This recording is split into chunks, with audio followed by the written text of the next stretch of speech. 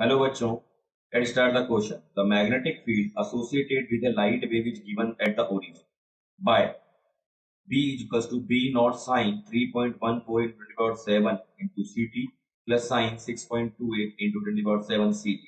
If the light falls on a silver plate having a work function of 4.7 electron volt, what will be the maximum kinetic energy of the photon? देखिए हमारे पास में मान लीजिए कोई silver plate है और इसके ऊपर कोई लाइट आ रही है, ठीक है। और जो ये सिल्वर प्लेट है डियर, इस सिल्वर प्लेट का हमें दिया गया वर्क फंक्शन कितना दिया गया डियर 4.7, ये 5 दिया गया। और मान लीजिए यहाँ से फोटो इलेक्ट्रॉन एमिट हो रहे हैं तो उनकी काइनेटिक एनर्जी मान लीजिए के कंसिडर करते हैं के मैक्स। तो अब यहाँ देखिए डियर, जो एनर्जी आ रहा होगा वो ई आ रहा होगा, तो ये वर्क फंक्शन है, तो हमें पता है फॉर्मूला होता है ई इक्वल्स टू 5 प्लस के, this is power equation number 1। But यहाँ दिया गया है कि मैग्नेटिक फील्ड, अब ई इक्वल्स टू, ई का फॉर्मूला होता है एस सी बाय लैम्डा और we can say H new.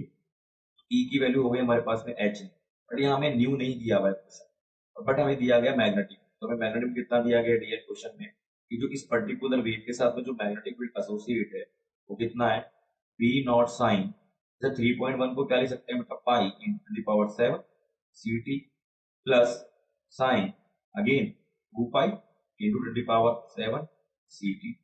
Okay dear, ये दिया गया है।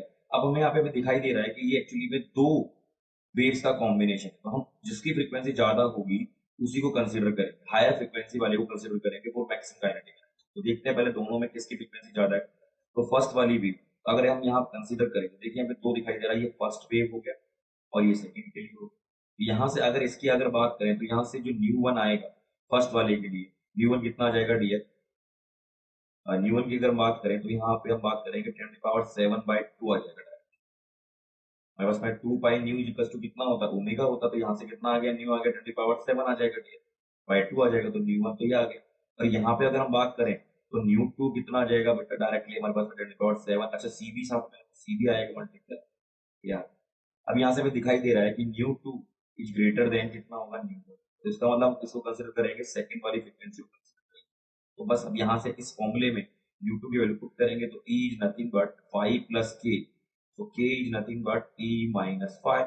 e का वैल्यू कितना हो गया, h न्यू 2 माइनस 5, तो h कितना है डियर 6.64 इंटू 10 की पावर माइनस 54 इंटू न्यू 2 कितना है डियर 10 की पावर 7, 10 की पावर 7 इंटू और c, c भी तो है, c का वैल्यू कितना है 3 इंटू 10 की पावर 8 के माइनस 5, 5 यहाँ पे कितना है 4.7 इलेक्ट्रॉन।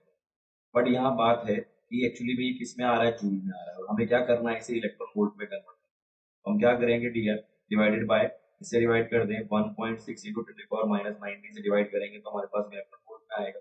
और आफ्टर सॉल्विंग दिस, क्योंकि हमें काइनेटिक एनर्जी मैक्सिमम कैलकुलेट करना है, तो इसको जब सॉल्व करेंगे तो आफ्टर सॉल्विंग तो क्या मिलने वाला है, काइनेटिक एनर्जी सॉल्व करने पर कितना मिलेगा डियर, इसको सॉल्व करेंगे पूरी टर्म को तो मिलेगा 12.37 अप्रोक्सीमेटली माइनस 4.7, टोटल किसमें आ रहा है इलेक्ट्रॉन वोल्ट, के कितना आ जाएगा dear, after solving what we have a 7.72 electron, this is our answer.